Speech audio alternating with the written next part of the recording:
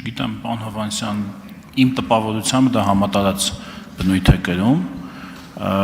շատ ողջունելի է կառուցվածքային լուծումներ գտնելը, ինչպես սոցիալական կրեդիտների վերադարձը, հիպոթեքի եկամտարկի վերադարձը, դա շատ լավ է, բայց եկեք ընդունենք, որ աշխատող մարդու համար,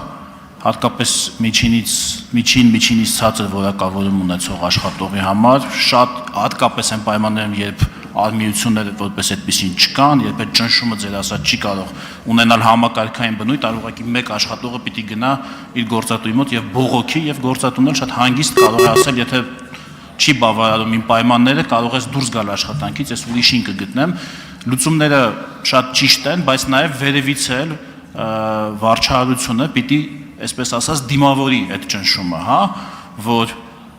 նաև վերևից էլ պիտի լինի այդ ճնշումը, որ ամեն դեպքում մարդիկ իրենց միայնակ չզգան գործատուների հետ առաջացած խնդիրներում։ Շնորհակալություն։ Պարոն Եղոյան, համատարածության հետ կապված ես ասեմ, որ մենք գնահատում ենք արել հարկային ստվերի հետ կապված եւ այստեղ առաջի տեղում ավելացած արժեքի հարկն է եւ շահութահարկն է եւ եկամտահարկը ամենևին առաջի տեղում չէ, հետևաբար դա իհարկե գնահատականներ են տարբեր տնտեսության վերլուծության հիման վրա, բայց համաձայն եմ ձեզ հետ, որ այս ուղղությամբ պետք է ակտիվ աշխատանք անենք։